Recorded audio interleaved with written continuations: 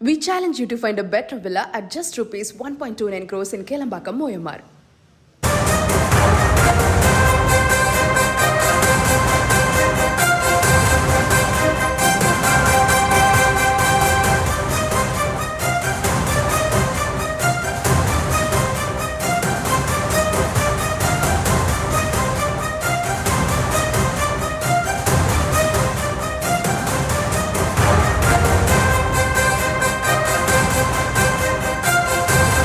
News Tamil செய்தி எதிரொலியாக நடவடிக்கை எடுக்கப்பட்டிருப்பதை தற்போது அண்மை செய்திகளாக பார்க்கிறோம். சென்னை தாம்பரம் அருகே மண்ணை கழுவி மணலாக்கிய கும்பலால் பரபரப்பு ஏற்பட்டிருந்த நிலையில் தற்போது தொடர்பான செய்தி நேற்றைய தினம் நியூஸ் தமிழில் வெளியானது. இதனைத் தொடர்ந்து அதிகாரிகள் ஆய்வில் ஈடுபட்டிருக்கிறார்கள்.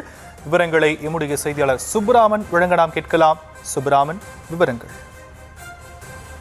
ஷாம், வணக்கம். சென்னை தாம்பரத்தை அடுத்த பம்மல் பகுதிகளில் செயற்கையாக மணல் தயாரிக்கப்படுவதாக நேற்றைக்கு நியூஸ் தமிழில் செய்தியை நாம் வெளியிட்டிருந்தோம்.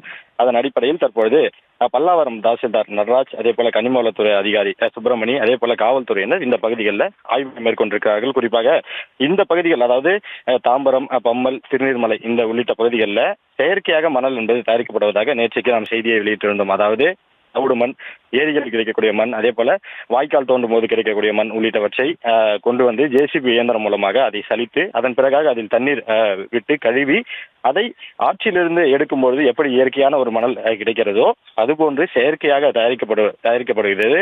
அது குறித்து தான் நேற்று நாம் செய்தியை வெளியிட்டிருந்தோம். அதன் அடிப்படையில் நேற்றைக்கு இரவே இந்த பகுதிக்கு தாசில்தார் வருகை தந்து அந்த வாகனங்கள் எல்லாம் முடக்கிவிட்டனர். தற்போது இன்று காலை அதாவது கனிமவளத்துறை அதிகாரிகளோடு தாசில்தார் வருகை தந்திருக்கிறார்.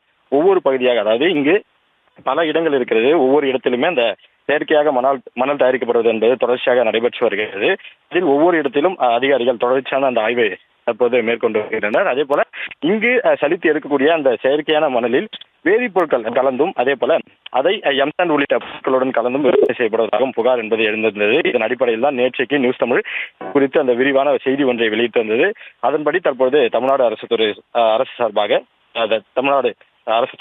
தற்பொழுது தாசில்தார் இந்த பகுதிக்கு வருகை தந்து தொடர்ச்சியான அந்த ஆய்வுகளில் மேற்கொண்டு வருகிறார். இந்த ஆய்வுக்கு பிறகாக இந்த இடங்களில் அந்த மணல், அதாவது செயற்கையாக தயாரிக்கக்கூடிய அந்த மணல் உறுதித்தன்மையோடு இருக்கிறதா, கட்டிடங்களுக்கு பயன்படுத்தலாமா என்பது குறித்து பல்வேறு கட்ட அந்த சோதனை என்பது நடைபெற்று வருகிறது. இந்த சோதனைக்கு பின்பாக அடுத்த கட்ட நடவடிக்கைகள் குறித்து நமக்கு தெரியவரும்.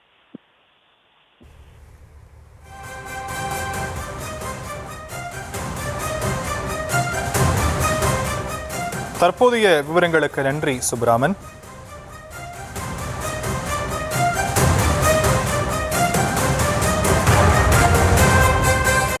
We challenge you to find a better villa at just rupees 1.29 crores in Kelambakam, Moyamar.